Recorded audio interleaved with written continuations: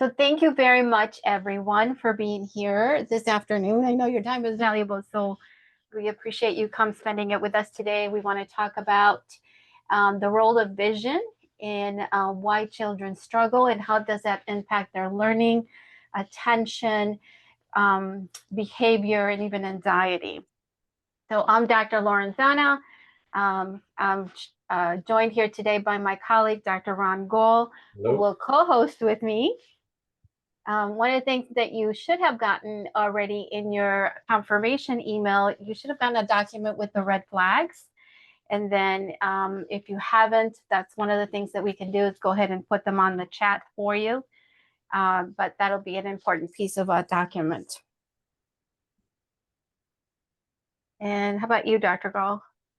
Yeah, so I just have a few questions. Are you doing the best you can for your children? Of course you are. But are you missing anything? Could their school performance be better? Are they showing red flags regarding school and performance? How about behavior issues when at school or homework? Maybe. Are they significant? Hard to know. Let's help you out. And so I guess what I would add to that is that some of you are also our fellow colleagues, and maybe you're not here for your own children if you don't have any, but the fact that you do work with children, this is going to help you as well to learn and identify what things children go through from a visual perspective so that we collectively can help these children and support them and their families much better. And so some of the things that we're going to cover today, we're going to cover 5 key points. One of the big ones is why vision is more than just seeing 20/20. Number 2, how vision shapes your brain, and essentially the way you see shapes who you become. Number 3, how to spot the red flags. And a lot of those red flags aren't always visual, like we might think they're double vision or blurry vision. A lot of times they're behavioral. And so that brings us to number 4, which is you can get caught up in the misdiagnosis trap for that reason. And then finally, we want to teach you some steps of how to prevent getting caught in that trap and what are some strategies that you can do to go forward. Dr. Gall? Terrific. So this is a webinar, but it's kind of open. So if you have any thoughts or questions or comments, just say excuse me or raise your hand icon or put it in the chat and we'll talk about it. At the end, we're going to have a 10-minute live forum where we'll allow to have some full-on interaction after the presentation. And thanks for staying with us. At the end, we'll give you an ebook with lots of details regarding vision and learning. The webinar will touch a few key points, but we'll go in detail with that ebook that'll help you guide you for your best care for your child. We're very grateful for everyone to show up, and we're quite international today. As at my last count, we had people attending from Canada, Colombia, Mexico, Rome, Asia, Nigeria, and the USA. If you're from another country, put in the chat. We'd love to hear from you. So you're going to get a lot of information today, but it's going to be easy as 1, 2, 3 to offer the best care for your kids. So let's really get into it now. Here we go. Perfect. So again, why do kids struggle? The role of vision in learning, behavior, attention. And then again, Dr. Gall and I are your hosts today. He and I both are pediatric optometrists. Collectively, we bring about over 60 years of experience, believe it or not. And then, of course, one of the things why we're doing this is to further highlight that August is Children's Vision Awareness Month. We want to celebrate the back to school season, and we want to give kids the best support we can to thrive. Here we are. These are 5 key points. Vision is more than the basic 20/20 vision clarity. It goes far beyond that. And vision shapes the brain. With vision and experience, you learn and you perform better in school and in life. If everything's not copacetic, then there's some red flags. You want to spot them early so your child can take advantage of the education before them. Part of those red flags is the misdiagnosis trap. Child could have two different diagnoses, but really just one main cause, and that's the vision. And then we're going to be very clear on the next steps, how you can offer the best care for your child so they have a great, successful school year. And so starting off with let's see that seeing is so much more than 20/20. I want to start off by sharing this with you. Consider this. You want to watch a movie with your family, and in order for that to be a joyful, successful experience, it's going to require two things. One, you need an internet connection that is fast. And number two, you're going to need the software through which you're going to watch that movie. And if both of those components are working efficiently, succinctly, and with each other, you get to focus on the joy of, hey, time together, we're watching family time and watching that movie. And then I'll leave you with this point, and I'll tie it back at the end. Great. So we had little Ava. She was in grade 3, struggling with reading, maybe 2 grades behind. And she'd also have some frustration with school. She has a special plan at school to help her learn the 504 plan or the IEP. She's been doing some training with the occupational therapist for 2 or 3 years, and she was starting to plateau. The occupational noticed that maybe the eyes weren't tracking as well. Could it be the vision? Likely.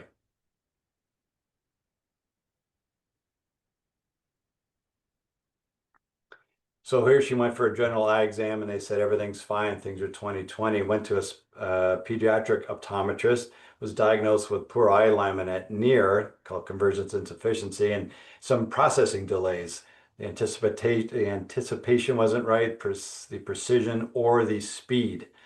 And so a lot of these are hidden. So if you look at a little child in the red shirt, his eyes are turned in. This is very visible. The other one, you can't see his eyes, but his eyes are straight, and you would assume they're fine. Just like he has 2 ears, I'm sure he sees and hears fine, but you don't know unless you do the appropriate specific testing, high yield tests.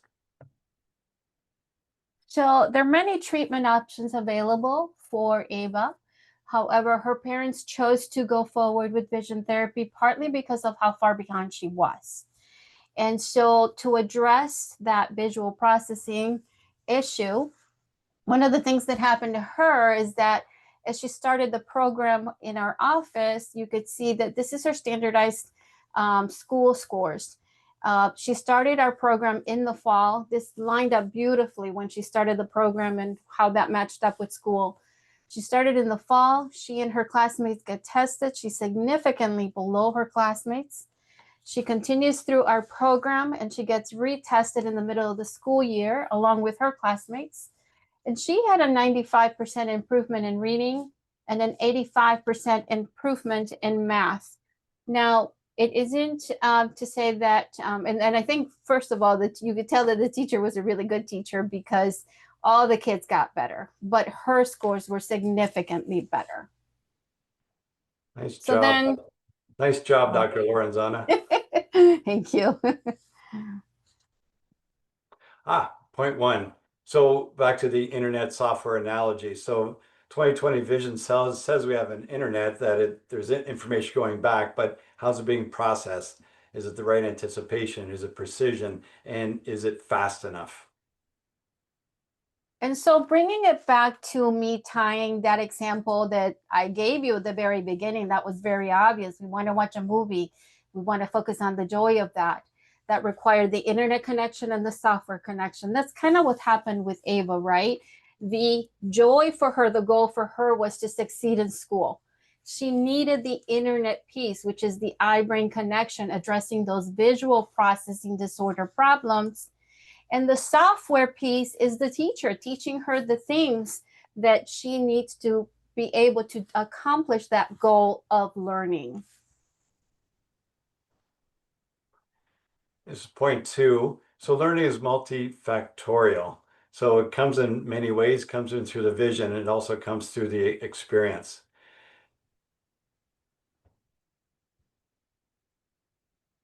So vision shapes the brain. Understanding how the vision interprets the world and how your brain interprets the information provided allows the brain to interact with the world, perform in school and in life.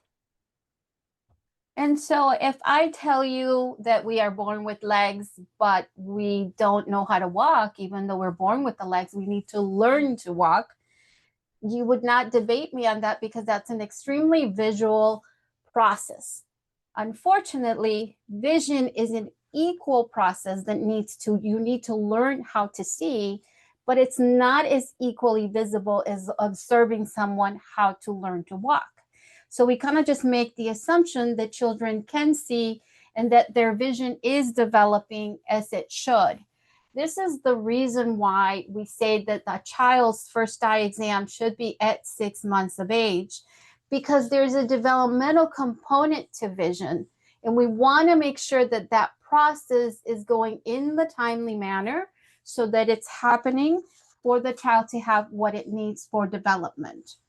And so some of the great research that comes out of the Harvard Child Development Center, number one, tells us that a child's brain in size physically tends to plateau at about 2 years.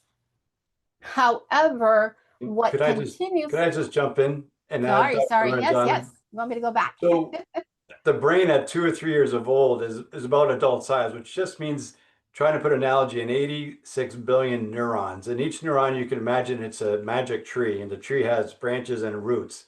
And so you have 86 billion trees, but with time and learning, the branches get bigger and the roots get bigger and they touch each other and communicate. And that's the learning piece. And that's happens dramatically in school years and less, but also lifelong learning, because you learn stuff new every day.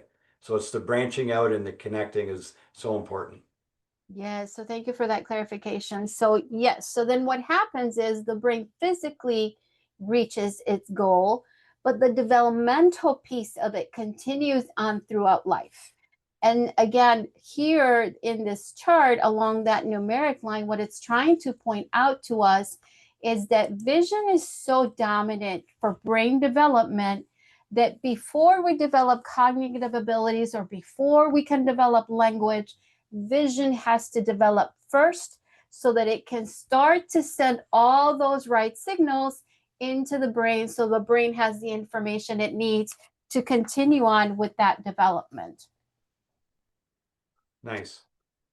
So point 3, so the children are just not small adults. Yeah, they have adult-sized brains, but they're growing and neuroplasticity, and they're branching out and they're learning. And that's very positive, because you give them positive experiences, positive visual experiences, they'll develop and they'll get better at what they're doing. On the other side, they're more susceptible to damages and not enough input or even head bumps. So this is a great study. Go to the next slide.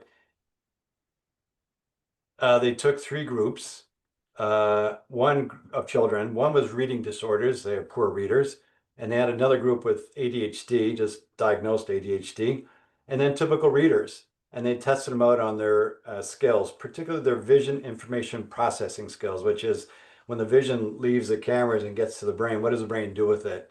At the end of the day, the poor readers and the ADHD kids had the same visual processing challenge. They had reduced sequential short-term memory, which is important for reading. So 2 diagnoses, but the same condition, a visual distortion pattern. So why does this matter? It's kind of the second point. So when kids are in school, 80% do just fine in school, maybe 90%, 10, 20% have challenges. But the ones that do have challenges, 75% of them have a visual distortion pattern that's limiting their performance in school and in life. And so some further research, again, out of the Harvard Child Development Center, it just tells us that how a brain develops is directly related to the experience that that child will have over time. And so one of the biggest things, and I know when I started practicing, I used to see children in high school. The longer I practiced, now they were in grammar school and so on. Now I see kids who are struggling just through kindergarten. So what's happening? And one of the biggest things is that we've changed as a society. Movement is really critical. Children exploring their world and their environment is critical, is the catalyst for that vision to develop, and specifically movement. The cells that are responsible for visual processing are also the cells that are responsible for detecting motion. If children are not moving, these cells are not developing, visual processing is not happening. And what's happening is that with the devices that we have, more and more kids are struggling with this. So they're struggling in a much, much younger age. So what I keep saying is, as we become more mobile, children are becoming less mobile. And that's very detrimental to their growth and development. And so what Dr. Gall was saying earlier is that your experience in your environment shapes who you become. So that neuroplasticity piece is important. And it's definitely more sensitive when you're younger, and less sensitive, or it's less accelerated when you're older. But we're constantly changing. Our brain is constantly changing. And then the big point is that neuroplasticity can be positive or negative. And in what we're seeing with children and the digital devices and the lack of movement, that's having a negative impact in that neuroplasticity component. And so then now we're going to talk about spotting the red flags. And so I'm going to go back a little bit. So you got a lot of that, right? That a lot of these red flags, the more obvious ones are going to be very visual. My head hurts, I'm rubbing my eyes, I see blurry. And the one thing I would say is that the younger the child, the more you're going to see the red flags is behavior. And one comment that I hear very frequently in my clinic is a parent comes and tells me, my child didn't complain. And that is true. Your child's not complaining because they're not saying the same symptoms you're expecting them to say. My head hurts, my eyes burn. But you are seeing them behaviorally. You just don't know that those are also red flags of vision problems. And so what happens when we, what's different between us and our devices, I use the example of watching the movie. In that scenario of watching the movie, if the internet or the software doesn't work, then just the whole thing just shuts down. And that's, you don't watch the movie, that's kind of it. That's not what happens with us, right? If we can't get the information in and I can't read, if my eyes are not doing what they're supposed to do and my brain is working harder, I don't shut down. What happens instead is we have a backup system, and our backup system is our nervous system. I like to say it, think of it like your own personal fire alarm. And like any fire alarm, it should be going on when we think we're in danger to protect us, assess if we're in danger or not, and then turn off. It should not be on all the time. But that is what's happening with our children. They learn to develop an almost neuroplasticity development into knowing that being on fight or flight mode is the norm. And so a lot of these red flags that we see in the younger years, one, the children don't know how to articulate. They tend to be more behavioral, anxiety, impulse control, poor balance, irritability. This is the child expressing to you, these are my red flags. As they get older, the red flags change because they're directly related to the demands that are expected for that child, depending on where they are in that chronological. So now they're in school, they become more behavioral. I'm exhausted at the end of the day. I don't want to read. I don't want to do my homework. Those types of things. And so then now we're getting into the misdiagnosis trap, right? Because not always these behaviors, if I'm tired at the end of the day or I'm trying to avoid my schoolwork, you might think, well, my child's lazy and they just don't want to try. When in reality is their body overcompensating from their brain working hard because they're not having optimized vision. So we're going here to tell you about Ava's story. How did Ava get missed, right? Why did it take 7 to 8 years to make it to my door? And it's because really the system is not set up to catch the children that have more of that invisible type of vision disorder like Ava. If Ava's eyes had been crossed obviously like this, that would have been picked up by the pediatrician because they would have looked at that, they would have seen it, they would have gone to the route of the pediatric ophthalmologist and so on. But with Ava, she got missed. She didn't have those obvious eye muscle imbalances. The next time that she had an opportunity to get caught was in school screening before school. And again, those screenings don't substitute an eye exam and they do not check for visual processing disorders. Even if she had gotten picked up in that school screening, if she didn't have the visual acuity, I don't know that a lot of the eye exams, like what happened to her, that she still was told that everything was fine because she saw 20/20 vision. So this is, again, this could have all been prevented. One, if she had gone to a pediatric eye doctor, and number two, also been seen at 6 months of age. And this is a bit of a recap on that. You have this young child and the eye-brain connection's not 100%. There's a visual distortion pattern. And so the brain is working hard to gather all that information up and help the patient, perform in life and at school. And so they get into grade school and they're just a little bit delayed from the others, and they keep watching, and the delay turns into reading difficulties. And then the bodies compensate, like Dr. Lorenzana mentioned. Then there is self-esteem, and then maybe behavior issues.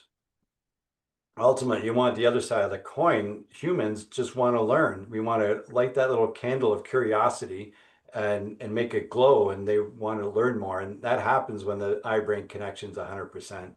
Visual distortion patterns will ultimately create the behavior impact that you see on the far right.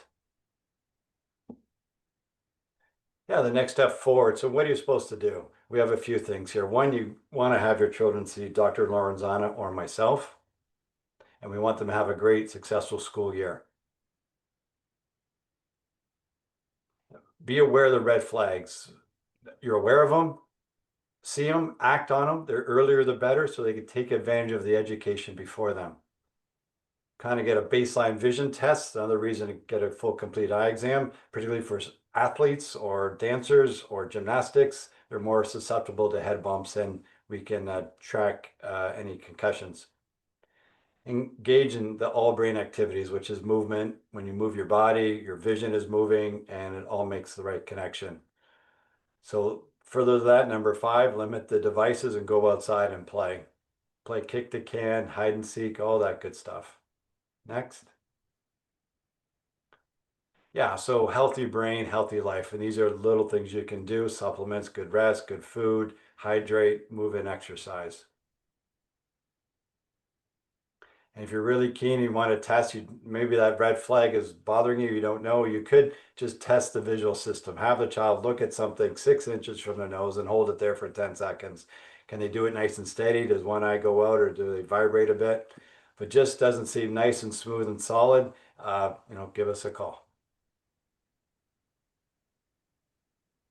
Yeah, so the recap here, vision is so much more than the basic 20/20 vision. It's how the intake comes in efficiently, what does the brain do with it? Is it working fast enough, like that internet speed? Vision shapes the brain. Our vision and our experiences helps us learn and perform and engage in life. Spot the red flags early for best success for your child. And the misdiagnosis trap. Same behaviors, 2 different diagnoses, but one cause. It's the vision distortion pattern. In your next step, you want to book with Dr. Lorenzana or myself to help your child have peak performance in the school year ahead.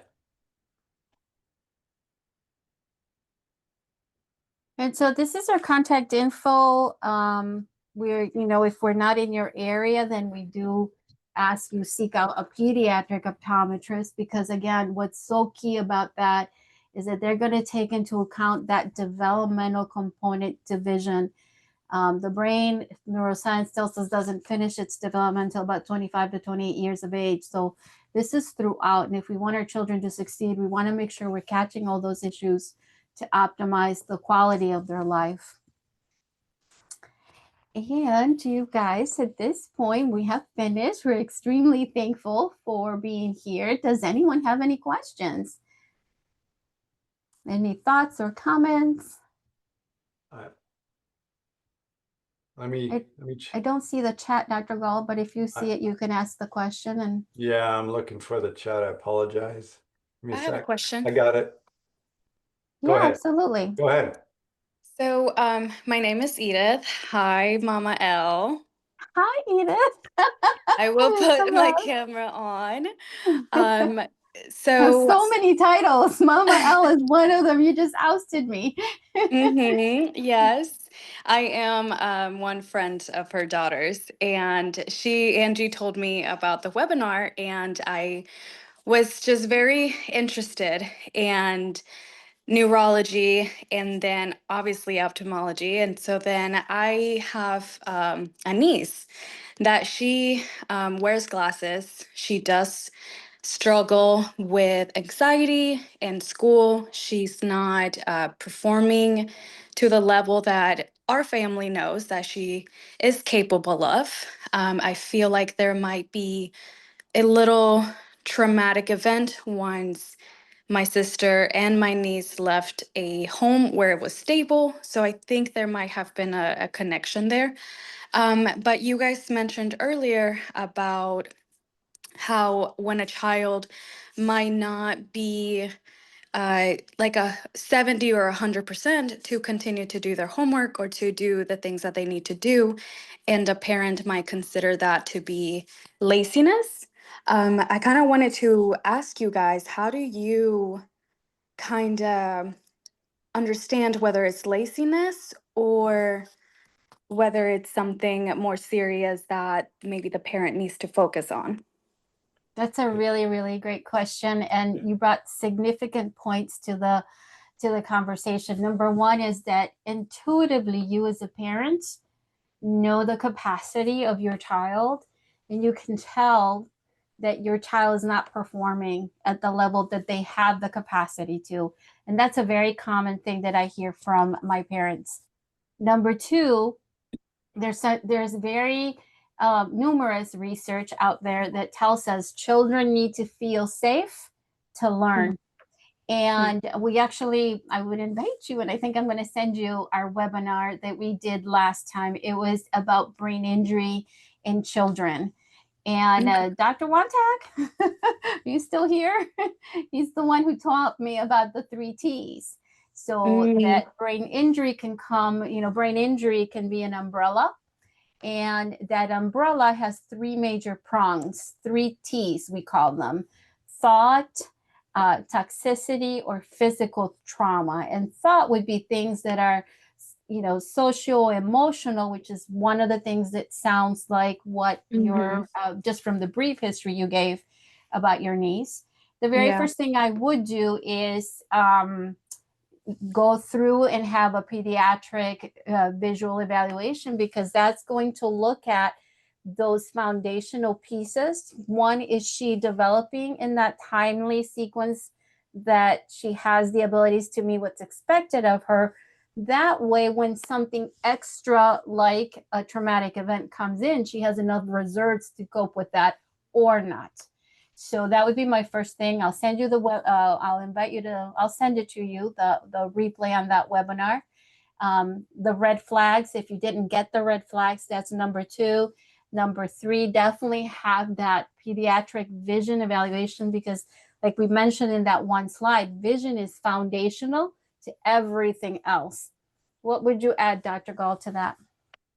Yeah, my point is that it appears that the family members have a little spidey sense that these bright young children just aren't performing up to their potential, right? Could it be vision? So your one is crystallize that thought and book that pediatric optometric evaluation. And then the other thing I just thought of, Edith, is that that trap of getting caught into the misdiagnosis trap, right? There's so many things it could be, but because vision is so foundational, that's the very first place to start. And then you can start chipping away once you address that issue. And Awesome. Thank you so much. Right. You're and welcome. It's foundational, but it's also, I don't want to simplify it, but it's low hanging fruit. If you got visual distortion patterns, they're easy to fix with a bright child. So. Okay. Yeah. Awesome. Yeah, she already wears glasses. So I'm curious if I mentioned something to my sister regarding going to see a more specialized doctor, how it would how she would perform and what findings could there be. But thank you so much. I really appreciate the talks and the conversation. Thank you for joining. Thank you. My pleasure. Love to have you here. Did you see any other chats, Dr. Gall? You just some are looking for some of the downloads, and I think Okay, so we'll send out you're gonna get three things actually. We'll resend the red flags, we'll send you the replay, and we'll also send you the ebook, because the ebook will be very, very much in depth that we cannot cover here. But that'll be nice to have to look at things in more detail. Other Very thoughts or questions or comments?